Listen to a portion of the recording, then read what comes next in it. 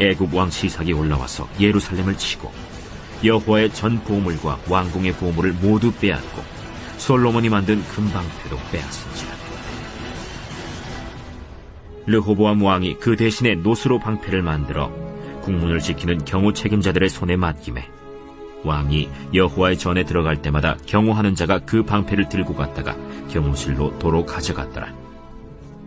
르호보암이 스스로 겸비하였고 유다의 선한 일도 있으므로 여호와께서 노를 돌이키사 다 멸하지 아니하셨더라. 르호보암 왕은 예루살렘에서 스스로 세력을 굳게 하여 다스리니라. 르호보암이 왕위에 오를 때 나이가 41세라. 예루살렘 곧 여호와께서 이스라엘의 모든 지파 중에서 택하여 그의 이름을 두신 성에서 17년 동안 다스리니라. 르호보암의 어머니의 이름은 나아마요 암몬 여인이더라. 르호보암이 악을 행하였으니 이는 그가 여호와를 구하는 마음을 굳게 하지 아니함이었더라. 르호보암의 처음부터 끝까지의 행적은 선지자 스마야와 선견자 이도의 족보책에 기록되지 아니하였느냐. 르호보암과 여로보암 사이에 항상 전쟁이 있으니라. 르호보암이 그의 조상들과 함께 누움에 다윗성에 장사되고 그의 아들 아비야가 그를 대신하여 왕이 되니라. 제가 어제 르호보암의 반복되는 죄를 묵상하면서 드렸던 말씀이 있는데요. 우리가 신앙생활하는 모습을 정직히 묵상해보면 세상을 살아가는 날 동안 완전함에 도달하는 신앙인은 단 한 사람도 없습니다. 그 어떤 위대한 사람이라도 그는 반드시 죄에 흔들리게 되고 넘어지기도 해요. 그리고 앞으로 가다가 또한 신앙이 뒤로 물러가기도 합니다. 그런데 중요한 게 뭐냐? 이 아브라함과 다윗이 보여준 것처럼 아주 조금이라도 그의 일생의 성화가 진전하는 분들이 있다라는 거예요. 예를 들어서 이 다윗 같은 경우에 다윗의 평생에 가장 힘든 문제가 뭐였습니까? 다윗은요, 물질 욕심이라든지 명예욕 같은 건 별로 없었어요. 그런데 유독 이 애정결핍에서 오는 음란의 문제는 사는 날 내내 다윗을 괴롭혔다라는 거죠. 그런데 젊은 시절을 그렇게 음란하게 살다가 다윗의 말년에 나타나는 놀라운 기록이 뭡니까? 이제 그의 몸이 늙으면서 약해지니까 몸이 차가워졌거든요. 그러자 신하들이 알아서 눈치를 보다가 다윗이 좋아할 법한 젊고 아름다운 여자를 그의 침실로 보냅니다. 그 여자가 이제 아비삭인데, 그런데 다윗이요, 놀랍게도 그 여인에게 손대지 않아요. 그리고 나이가 들수록 담담하게 육신의 연약함을 짊어지더니 때가 됐을 때 그가 죽어지는 거예요. 그러니까 하나님이 바라시는 건 바로 이거죠. 여러분, 우리가 한국교회 역사를 보면서 여실히 깨달은 게 뭔지 아십니까? 지금까지 수많은 사람들이 나타나서 말하길 내가 하나님을 만났다는 거예요. 그리고 내가 엄청난 체험과 은혜를 했다는 거죠. 이렇게 간증을 하면서 나는 새 사람이 됐다고. 이제 나는 이전과 완전히 다른 삶을 살 거라고 장담을 했어요. 그런데 대도 조세영 같은 사람들이 보여준 모습이 뭡니까? 저는요, 그분이 정말 하나님을 만났다고 생각합니다. 그리고 그분이 했던 회개가 전 진짜라고 생각해요. 그러나 하루아침에 중독이 끊어지고 한 번 받은 감정의 뜨거움으로 내 일생의 성화가 한 번에 완성되는 일은 없다라는 거예요. 그래서 하나님이 오늘도 우리에게 원하시는 게 뭐냐? 내 인생의 목적을 구원과 거룩을 향해 똑바로 놓고 하루에 한 걸음이 아니어도 좋아요. 하루에 1cm 혹은 30cm 이렇게 조금이나마 성화의 진전을 이루는 거예요. 여러분, 하나님은요, 흔들리지 않는 목적을 가지고 아주 작은 성화만 이루어내도 그것을 굉장히 기뻐하시고 아주 귀하게 여기십니다. 그런데 불행하게도 이제 어떤 분들을 보면 일평생 신앙생활을 하는데 성화의 진전이 조금도 없는 거예요. 그런데 또 그분들이 예배 시간에 받는 은혜가 가짜냐고 하면 정말 그건 아닙니다. 받은 은혜도 진짜고. 그래서 예수님을 닮겠다고 굳게 다짐도 하고요. 죄에 넘어지잖아요. 가슴을 쥐어뜯고 너무 괴로워해요. 그런데 이 묘한 건 살아가는 날 내내 반복되는 모습이 뭐냐? 그분들이 절대 교회는 떠나지 않습니다. 그런데 또 완전히 세상을 끊어내지는 못해요. 그래서 고난을 받을 때는 내가 죄인입니다 하면서 하나님 앞에 와서 회개도 하고 눈물도 흘리면서 회복을 해요. 그렇지만 삶이 조금만 편안해지면 또 여지없이 죄에 넘어져요. 그런데 이 작은 이 성화의 성취 없이 날마다 같은 자리를 맴돌 때 일어나는 일이 뭔지 아십니까? 이게 현상을 유지하는 게 아니고요. 신앙이 점점 퇴보해요. 아니 어차피 또 넘어질 거 회개는 해서 뭐하나. 이렇게 영적인 무기력에 빠지고요. 나는 안 되는 인간인가 보다 이러면서 자기 혐오에 빠져요. 그러면서 심지어는 주일 성수처럼 기본적인 신앙의 틀까지 무너져 내리고 마는 거예요. 그런데 제가 볼 때 성경 안에서 제자리를 맴돌면서 점점 퇴보하고 약해지는 사람의 대표가 누구냐? 그게 바로 르호보암이에요. 제가 어제도 말씀드렸지만 이 르호보암이 가지는 신앙의 양태가 뭡니까? 성화의 진전이 1도 없는 제자리 걸음이에요. 처음에는 그가 가진 교만 때문에 하나님이 여로보암이라는 사람 막대기를 보내서 이 르호보암을 강하게 치십니다. 근데 또 묘한 거는 그러자 그가 회개를 해요. 그리고 공동체를 소중히 여기면서 다시 그가 강성함을 되찾습니다. 그런데 여러분, 그 신앙이요? 3년을 못 버텨요. 한 3년 평안하니까 그가 다시 하나님의 말씀을 버리고 우상을 숭배하는데 그러자 또다시 애굽의 왕 시삭이 침공해서 르호보암을 치거든요. 그러자 그는 또다시 회개를 하면서 하나님 앞에 납작 엎드리는 거예요. 그런데 이렇게 신앙의 진보 없이 제자리를 도는 동안 일어나는 일이 뭔지 아십니까? 여러분 과연 르호보암이 현상을 유지했을까요? 그게 아니라는 거예요. 여러분 오늘 말씀 9절을 보시면 여호와의 전 보물과 왕궁의 보물은 전부 뺏겼어요. 가지고 있던 게 하나하나 없어지는 거예요. 그리고 솔로몬이 만들었던 금방패는 이제 놋방패로 바뀌는 거예요. 뭐죠? 사람이요. 이 신앙에 있어서 제자리 걸음을 계속하고 있으면요. 사탄이 침체되는 시기마다 찾아와서 내 마음의 성전에 있던 보석 같은 말씀을 훔쳐가고 그간 받았던 은혜의 감격들을요. 다 뺏어가요. 왜냐? 조금만 기다리면 그는 다시 침체되고 틈을 보이거든요. 그러면서 일어나는 일이 뭐냐? 그전에는 내 신앙이 황금 방패 같은 신앙이었다면 이제는 그 신앙이 놋방패가 되면서 점점 사탄의 공격을 막아내는 게 힘들어지는 거예요. 사람이요. 녹이 슬어요. 다시 말해 제자리 걸음이 반복되면 현상을 유지하는 게 아니라 점점 약해지다가 신앙이 퇴보해요. 여러분 우리 중에 지금 그런 분들이 정말 많을 겁니다. 그런데 저는 이 기록을 보면서 너무 마음이 짠했던 게 여러분 이렇게 뭐 회복됐다가 죄에 넘어지고 여러분 이런 패턴이 반복될 때 사실 가장 괴로운 사람이 누구겠습니까? 제가 볼 때는 르호보암 본인이 가장 괴로울 것 같아요. 왜겠습니까? 르호보암도 알아요. 자기 인생을 뒤돌아보면 하나님께 순종했을 때 내 인생이 강성해졌고 불순종하면 내 인생에 고난이 온다는 걸 그가 알아요. 그래서 필경 그는 죄를 지을 때 그 두려웠을 거예요. 여러분 저도 마찬가지입니다. 제가 사역을 하면서 선명하게 느끼는 게 뭔지 아세요?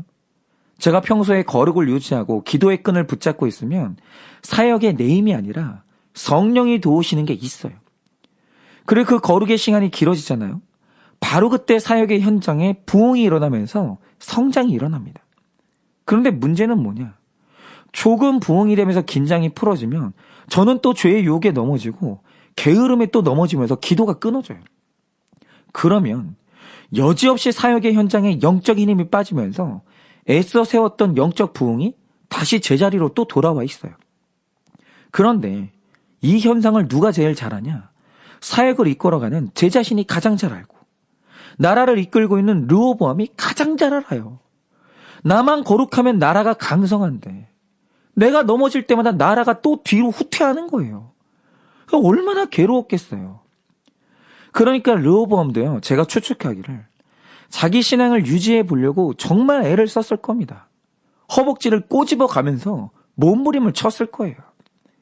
그런데 제가 말씀에서 보게 되는 이 르호보암의 이상한 모습이 뭔지 아세요? 자, 고난이 오면 이게 하나님의 징계라는 것을 정확히 알아요. 여러분 그는 신앙인이 맞습니다. 그래서 반항하지 않고요. 즉시 회개하는 지혜가 분명히 있어요. 그런데 위기의 때가 아니라 평소에도 이 정도 수준의 이 신앙을 유지하는 게 그게 안 돼요. 그 내구성이 없는 거예요. 그러니까 안 하고 싶은 게 아니라 안 돼요. 그러면 왜 안 될까? 이게 중요한 건데요. 여러분이 14절 말씀을 보시면 성경은요, 아주 의미심장한 구절 하나를 삽입합니다. 성경은요, 이런 르호보암의 마음 상태를 이렇게 표현합니다.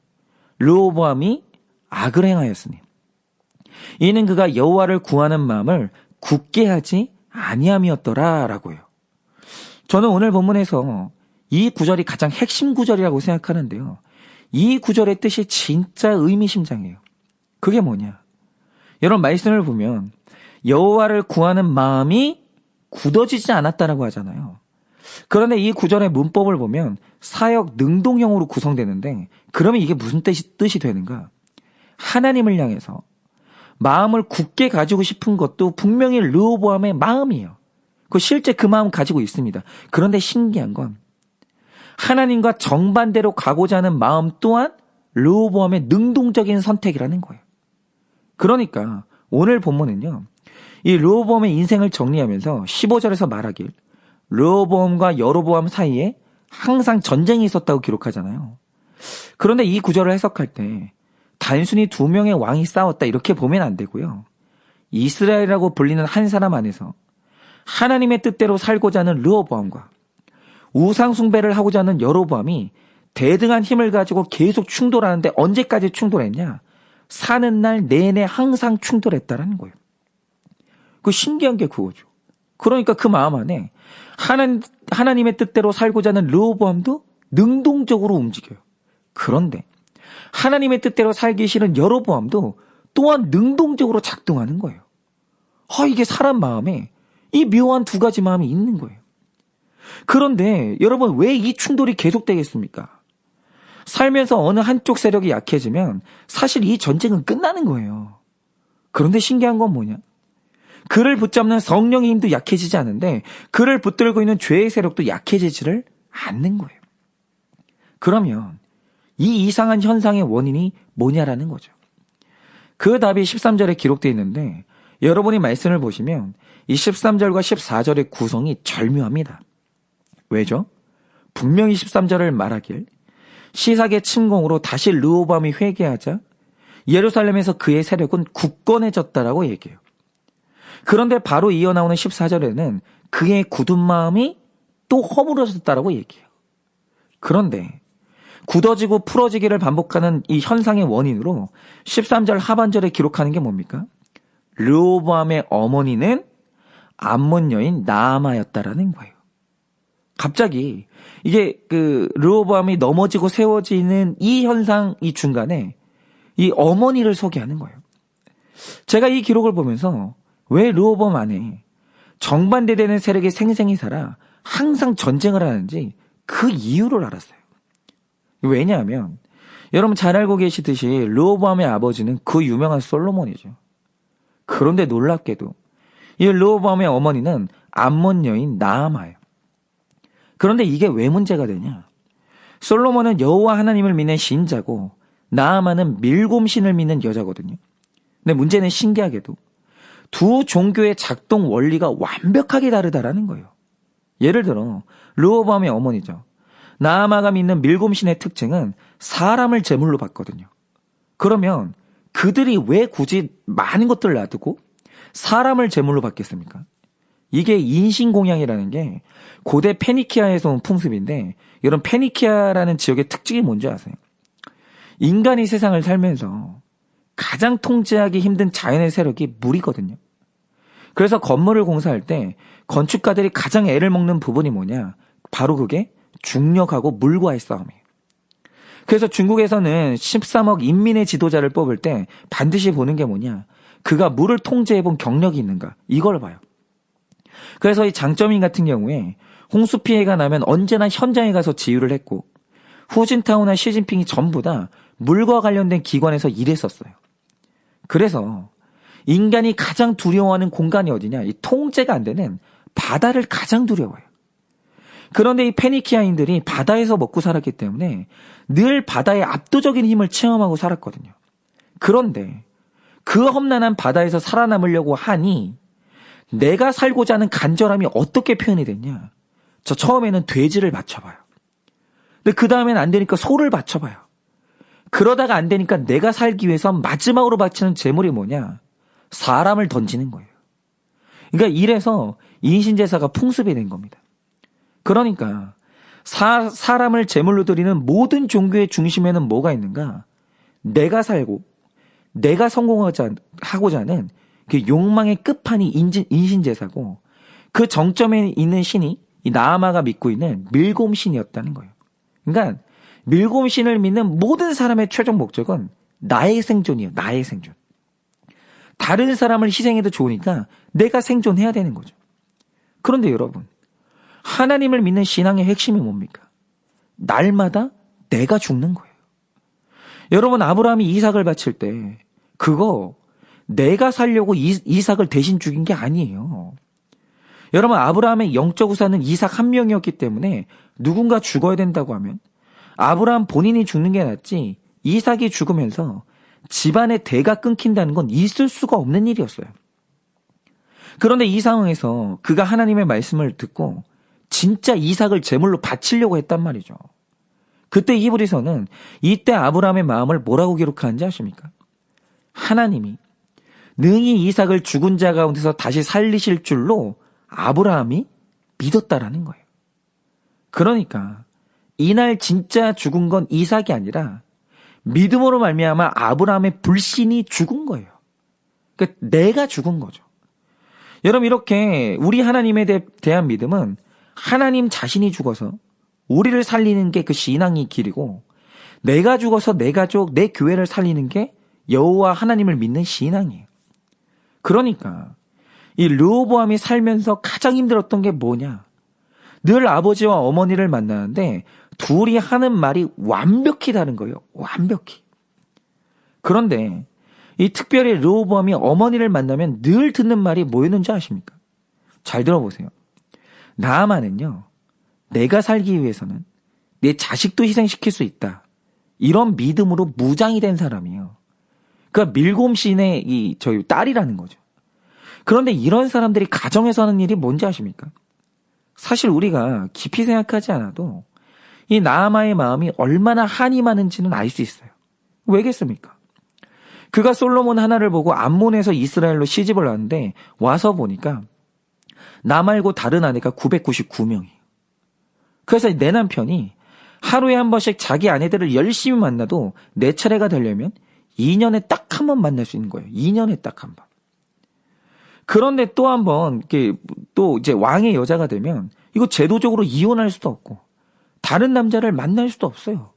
그냥 일평생 내 남편 기다리다가 죽어야 되는 거예요. 그러니 이 외로움과 질투가 섞이면서 남편에 대한 미움이 얼마나 컸겠어요. 그런데 이 밀곰신을 믿는 사람들은 이런 고통 속에서 내가 살아야 되거든요. 그러니까 내가 살기 위해서 아들을 만날 때마다 하는 일이 뭐겠습니까? 아버지를 욕하면서 자기 아들한테 내 한을 전부 다 부어버리는 거예요. 내가 살기 위해서. 내 아들이 아버지와 사이가 벌어지면서 자기 자아가 손상되든 말든 뭐 복을 못 받든 말든 일단 내가 살아야 되기 때문에 자녀들을 내 편 만들면서 아버지 욕을 쏟아 붓는 거예요. 내 마음 좀 이해해달라는 거죠. 그런데 이게 뭐냐? 자식 죽여서 내가 살고자 하는 밀곰 신앙의 핵심이 이런 거예요. 그런데 요즘 부모님들을 보면요, 이 밀곰 숭배자들이 얼마나 많은지 모릅니다. 우울증과 공황장애로 애가 죽든 말든 365일을 학원을 돌리는데 그게 뭐냐? 내가 살기 위해서 애를 불태우는 밀곰 신앙인 거예요. 내가 편하고 싶은 거예요. 내가 칭송받고 싶은 거예요. 근데 애가 죽어가는 건 안 보이는 거죠. 아이들 마음의 상처에 어떻든 말든 내 인생도 소중하다를 외치면서 이혼을 하는 게, 이런 게 전부 다 밀곰 신앙이거든요. 그런데 이렇게 되니까 르호보암은요, 온전히 아버지의 신앙으로 들어올 수가 없는 거예요. 왜냐하면 그의 인격 속에 어머니가 아버지에 대한 부정적인 감정의 독을 다 풀어버렸거든요. 그러니까 이 르호보암이요, 엄마가 내 인생에 풀어버린 독 때문에 살아날 수가 없는 거예요. 그러니까 그 르호보암의 이 반쪽은요, 어머니한테 지배당했던 반쪽은 죽어버린 거예요. 그러니까 그가 온전한 신앙인으로 설 수가 없는 거죠. 그래서 우리가 내 신앙을 바로 세우려면 반드시 있어야 되는 게 있어요. 그게 뭐냐? 언젠가 부모를 떠나야 된다라는 거예요. 여러분, 우리가 반드시 내 부모의 본질을 봐야 되는데요. 여러분, 우리 부모님들이 소중한 분들이 맞죠? 우리 일생에 가장 소중한 분들이에요. 맞는데 그분들도 죄인이라는 정확한 분별이 있어야 되는 거예요. 그래서 결국 우리가 서야 하는 위치가 어디냐? 성경은 이 르호보암이 흔들릴 때마다 그가 율법을 버렸다고 진단해요. 그러니까 그가 자기 어머니한테 흔들렸던 핵심이 뭐냐? 말씀이 없는 거예요. 말씀으로 내 엄마가 하는 말이 죄인지 아닌지 분별이 안 되는 거죠. 즉 언젠가는 부모를 분별하고 내가 말씀으로 독립을 해야 되는 거예요. 그런데 그게 아니라 여전히 부모님의 말씀을 율법처럼 여기고 하나님처럼 여기고 있으면 언젠가 그 쓴뿌리까지 내 안에 다 들어오면서 부모님 세대가 했던 실패를 우리가 답습할 수밖에 없다라는 거예요. 지금 이제 우리가 해야 되는 일은 이 앞선 세대가 저지른 악의 고리를 끊어내는 건데, 그러기 위해서는 제일 먼저 있어야 되는 게 뭐냐? 내가 말씀으로 독립해서 내 부모 안에 있는 이 부모의 우상이 무너져야 돼. 여러분, 부모님이라는 존재는 그 역할로 소중한 거지 그분들이 내 하나님은 아니라는 거예요. 하나님 말씀과 부모님 말씀이 이제 분리가 돼야 돼요. 내 생명의 근원으로서 그분들을 존중하고 사랑하되 다음 세대가 성화의 진전을 이루려면 결국 우리가 말씀으로 독립하고 가장 절대적으로 영향력을 미치는 부모님을 분별해야 돼요. 그래야 부모를 분별하고 이 죄악의 고리를 끊을 수가 있다라는 겁니다. 그러니 여러분은 혹시 부모님의 말씀과 이 하나님의 말씀을 혼동하고 있지는 않습니까? 여러분, 가치관과 진리는 엄연히 다른 겁니다. 그러니 부모님의 가르침으로 말씀을 판단하는 게 아니라 말씀으로 부모님의 삶과 그 가르침을 분별하시기를 바라요. 그래서 마침내 우리 가게에 흐르는 저주는 끊어내고 성화의 진정과 복받는 인생을 살아내시길 예수님의 이름으로 축원을 드립니다.